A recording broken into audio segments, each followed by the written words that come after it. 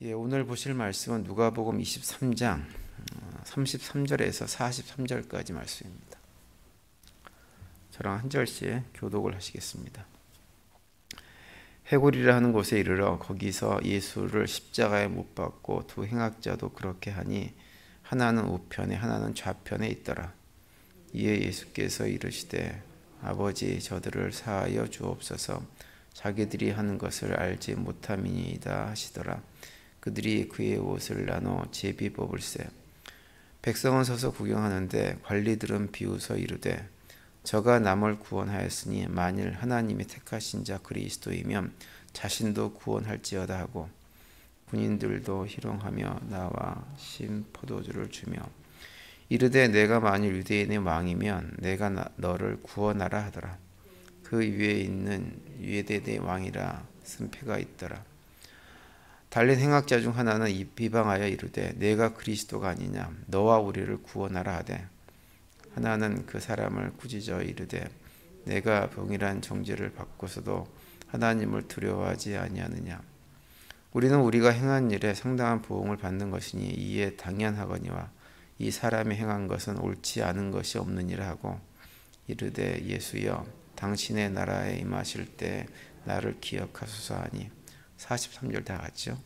예수께서 이르시되 내가 진실로 내게 이르노니 오늘 내가 나와 함께 낙원에 있으리라 하시니라. 아멘. 저희들이 살아가면서 어떤 기회라고 하는 것이 주어질 때가 있죠. 그런데 이제 그런 기회가 다 똑같지는 않고 크게 두 종류로 나눠지는 것 같아요. 한 가지는 모든 사람들에게 어떤 특별한 조건이 붙지 않고 모든 사람들에게 그냥 공개적으로 주어지는 기회가 있는 반면에 어떤 경우는 어떤 조건에 붙어가지고 그 조건에 합한 사람만이 그 기회를 얻을 수 있는 그런 기회들이 있습니다. 예를 들어서 이제 공교육 같은 경우는 모든 사람들에게 열려져 있는 기회라고 할 수가 있죠. 한국도 그렇고 미국도 그렇고 초등학교부터 고등학교 때까지는 공교육을 하면서 특별한 어떤 문제가 없는 한 모든 사람들에게 학생들에게 동일하게 어떤 교육의 기회를 다 제공하고 있습니다. 물론 이제 조건이 없는 건 아니에요. 거의 조건은 이제 이 나라 국민이어야 되는 조건이 있죠. 그런데 그것도 큰 의미가 없이 미국은 이민자들 아직 신분이 확정되지 않은 사람들도 다 이렇게 교육의 기회를 허락하는 것이 미국이라는 나라입니다. 그런데 특별한 어떤 기회, 특별한 조건이 붙어서 주어지는 기회 같은 것도 있습니다. 대표적으로 한 나라를 통치하는 어떤 대통령이라고 하는 역할에 앉아서 나라를 통치해 볼 수 있는 기회를 받는 것은 아무에게나 주어지는 것이 아니죠. 국민투표를 통해 가지고 어떤 특별한 조건을 가진 사람을 선출해서 그 사람에게 국가를 통치해 볼 수 있는 또 그런 정당에게 국가를 관리해 볼 수 있는 기회를 특별하게 제공을 하는 것입니다. 그런데 이게 특별한 기회든지 일반 사람들에게 주어진 기회든지 그 기회가 우리에게 주어졌을 때 그 기회를 어떻게 활용하느냐에 따라서 우리 삶의 방향이 완전히 달라지는 경우가 굉장히 많이 있습니다. 어떤 경우는 그 기회를 잘 활용해서 자신의 삶의 미래를 갖다가 건강하게 보장받는 경우도 있지만 어떤 경우는 그 주어진 기회를 잘못 활용해 가지고 나라도 망치고 본인도 망하는 이런 일을 경험하는 경우도 많이 있습니다. 오늘 본문에 보면 그런 기회를 잡은 사람들에 대한 얘기가 언급이 되어져 있어요. 누구냐면 바로 예수님과 함께 예수님 좌우편에 십자가에서 매달린 두 강도의 얘기입니다. 오늘 먼저 본문 33절에 보시면 이렇게 말씀하고 있습니다. 해골이라 하는 곳에 이르러 거기서 예수를 십자가에 못 박고 두 행악자도 그렇게 하니 하나는 우편에 하나는 좌편에 있더라 이렇게 말씀을 하고 있어요. 두 행악자가 옛날 개혁 성경에는 이제 강도라고 이렇게 번역을 해놓고 있는데요. 두 사람이 예수님 양쪽에 예수님과 똑같은 모습으로 십자가에 매달려 있는 것입니다. 그들의 제목은 동일한 제목이에요. 두 사람 다 모두 이 땅에서 삶을 살아갈 때 공동체, 자기가 속한 공동체에 선을 행한 것이 아니라 악행만을 일삼고 살다가 결국은 사회로부터 영원히 격리되어지는 벌을 받고 지금 거기에 매달려 있는 거죠. 죽음을 앞두고 있는 사람들입니다. 그런데 그 마지막 순간에 그들 모두에게 동일한 기회가 주어졌어요. 어떤 기회냐면 바로 그들 옆에 예수님이 함께 계시는 기회예요. 여기서 이제 중요한 사실 하나 우리가 알 수가 있는데요. 하나님은 어떠한 분이시냐? 우리가 인생을 살아가면서 아무리 악행을 저질러 나쁜 삶을 살았다고 해도 인생 마지막 순간까지 우리에게 하나님의 은혜를 경험할 수 있는 기회를 제공해 주시는 분이 우리 하나님이라고 하는 것을 이 순간에 알 수가 있습니다. 아무리 사람들의 눈에 볼 때는 희망이 없어 보이고 가능성도 없어 보이는 그런 순간에조차도 하나님은 마지막 기회를 그들에게 동일하게 제공해 주시는 분이라고 하는 거예요. 우리가 늘 이것을 기억을 해야 합니다. 하나님은 누구에게나 공평하게 기회를 허락하시는 분이에요. 그 순간이 삶의 마지막 순간이라고 할지라도 다 끝났다고 생각되는 그 순간조차도 하나님은 여전히 우리에게 우리가 회개하고 돌이켜서 하나님의 은혜 안에 머물 수 있는 기회를 우리에게 허락하시는 분이 우리 하나님입니다. 그때 중요한 건 뭐냐 하면 그 하나님께서 우리에게 베풀으신 은혜의 기회에 우리가 어떻게 반응하느냐에 따라서 우리의 삶이, 우리의 영혼이 완전히 달라질 수 있다고 하는 거예요. 그래서 그 기회를 잘 활용을 해야 됩니다. 그런데 오늘 본문에 보면 그 두 행악자가 모두 똑같은 기회를 얻었지만 그 기회에 대한 반응은 달랐어요. 완전히 달랐어요. 한 행악자는 예수님 바로 옆에서 예수님을 만나는 그 기회를 아주 가볍게 여겼습니다. 39절에 보시면 다른 행악자 중 하나는 비방하여 이르되 내가 그리스도가 아니냐 너와 우리를 구원하라 하되 이렇게 얘기합니다. 예수님을 향해서 내가 그리스도가 아니냐, 그리스도라고 하면 우리 구원자로 왔으면 우리를 한번 구원해봐라 라고 하는 식으로 얘기하면서 예수님을 조롱하고 비방을 했습니다. 그리스도라고 하면서 아무런 힘이 없이 그렇게 십자가에 매달려서 죽는 모습으로 보여주지 말고 나도 한번 구원해봐라, 너도 구원하고, 이런 식으로 비방을 한 거예요. 이 사람은 자신의 죄도 인정하지 않을 뿐만 아니라 예수 그리스도를 그리스도라고 얘기는 하면서도 진짜 그리스도를 바라보지 않고 있는 거예요. 그리고 아마도 이 사람은 그리스도가 어떤 의미인지도 전혀 몰랐을 것입니다. 그러다 보니까 예수님을 바라보면서 예수 그리스도를 통해서 구원의 소망을 얻으려고 하기보다는 단순하게 십자가라고 하는 고통, 현실적인 고통이 너무 힘드니까 거기에서 자신을 구원해 보라고 이런 요구를 지금 하고 있는 것입니다. 한마디로 얘기하면 이 사람은 예수님에 대해서 굉장히 부정적인 생각을 가지고 있는 거예요. 그래서 그 마음속에 예수님에 대해서 이런 태도를 취하고 있는 것입니다. 예수님께서 바로 옆에 있으면 정말 그 예수님을 새로운 시각으로 바른 영적인 눈으로 바라보고 그 예수님으로부터 비록 내가 육신은 죽어나가지만 내 영혼만큼은 그 손에서 은혜를 누릴 수 있는 기회를 얻을 수 있었는데 이 사람은 그런 부정적인 태도를 통해서 그런 기회를 날려버린 것입니다.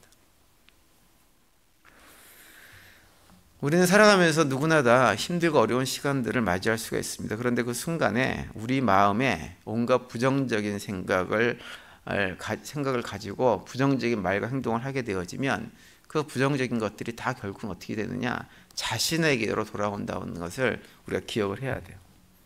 부정적인 생각이나 이런 말들이 우리에게 아무런 도움도 되지 않습니다.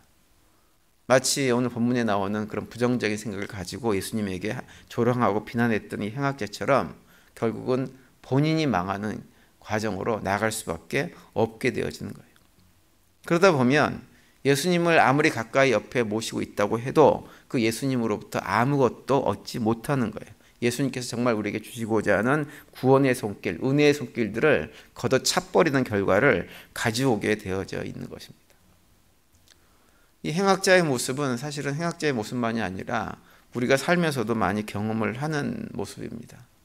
똑같은 은혜의 자리에 있습니다. 똑같은 은혜의 자리에 있고 그 기회가 주어져 있어요. 그런데 그런 기회들을 자기 욕심이나 자기 교만 때문에 또 부정적인 생각 때문에 전혀 은혜를 받지 못하고 그냥 몸만 교회를 왔다 갔다 하시는 분들이 상당히 많이 있습니다.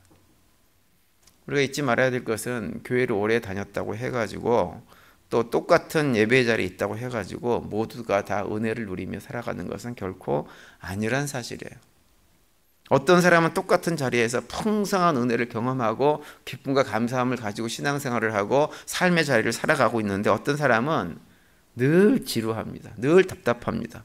그리고 늘 마음이나 입술에 불평, 불만만 가득한 모습으로 신앙생활을 합니다. 우리가 예수 그리스도를 어떻게 바라보느냐에 따라서 우리에게 주어지는 모든 상황들이 은혜의 순간이 되기도 하고 그냥 그 은혜의 순간이 아무런 의미가 없이 스쳐 지나가 버리는 무의미한 것이 얼마든지 될 수가 있는 거죠. 이 첫 번째 행악자는 그 은혜의 순간을 무의미하게 그냥 흘려 보내버린 사람입니다. 그리고 또 오늘 본문에 또 나오는 또 한 사람의 행악자는 자신에게 주어진 은혜의 기회 앞에서 완전히 다른 반응을 보였어요. 오늘 본문 40절과 41절 보시면 하나는 그 사람을 꾸짖어 이르되 내가 동일한 정죄를 받고서도 하나님을 두려워하지 아니하느냐. 우리는 우리가 행한 일에 상당한 보응을 받는 것이니 이에 당연하거니와 이 사람이 행한 것은 옳지 않은 것이 없느니라 하고 이렇게 반응을 합니다. 이 행악자는 자신이 죄인이라는 사실을 인정을 합니다. 그래서 자기가 지금 십자가에 매달려 있는 것 당연하게 내가 죽을 일 해서 지금 이런 고난을 당하고 있는 것이다라고 인정을 해요. 그러면서 동시에 무엇을 얘기하냐면 예수님의 무죄함과 거룩하심을 같이 고백을 합니다. 그러다 보니까 이 행악자는 더 이상 자신의 이 땅에 사는 육신의 생명을 구하지 않아요. 육신의 생명을 구명하려고 노력하지 않습니다. 대신 무엇을 구하냐면 하나님의 은혜를 간절히 구합니다. 그래서 42절에 보시면 이렇게 얘기하죠. 이르되 예수여 당신의 나라에 임하실 때 나를 기억하소서 하니 이렇게 간구합니다. 이 간구는 단순한 부탁이 아니에요. 이 강도의 고백은 비록 예수님께서 지금 십자가에 달리셔가지고 죽어가는 것처럼 보이지만 그 죽음이 죽음으로 끝나는 것이 아니라 죽음 후에 예수님께서 다스리실 그 나라가 있다고 하는 것을 믿고 있다고 하는 것을 고백하고 있는 거예요. 그러면서 예수 그리스도의 십자가가 끝이 아니라 구원으로 인도하는 새로운 문이 열렸다고 하는 사실을 이 강도는 깨달아 알고 있는 것입니다. 가장 어두운 순간에 가장 모든 것이 끝났다고 생각하는 그 절체절명의 순간에 이 강도는 무엇을 받느냐? 가장 밝은 빛을 바라보고 그것을 붙잡고 있는 거예요. 그 고백을 지금 하고 있는 것입니다. 이 고백이 참 놀라운 것은 무엇이냐면 이 강도의 경우는 하나님 나라가 임할 때 예수님이 통치하신 나라가 임할 때 자신이 그 나라에 들어갈 만한 어떤 자격도 없다고 하는 것을 이 강도는 알고 있어요.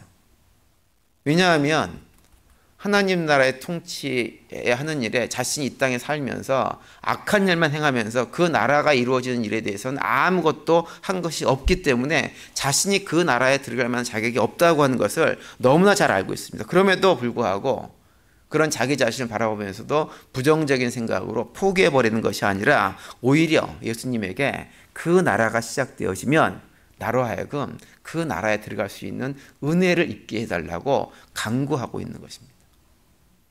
여러분 이것이 복음의 핵심이에요. 복음은 무엇이냐? 아무런 자격이 없는 자들에게 오직 은혜로 얻어지는 것이 바로 무엇이냐? 복음의 핵심인 거예요. 그 은혜로 구원을 받는 것, 그것이 복음의 핵심입니다. 그래서 우리가 너무나 잘 알고 있는 에베소서 2장 8절에서 이렇게 말씀하고 있죠.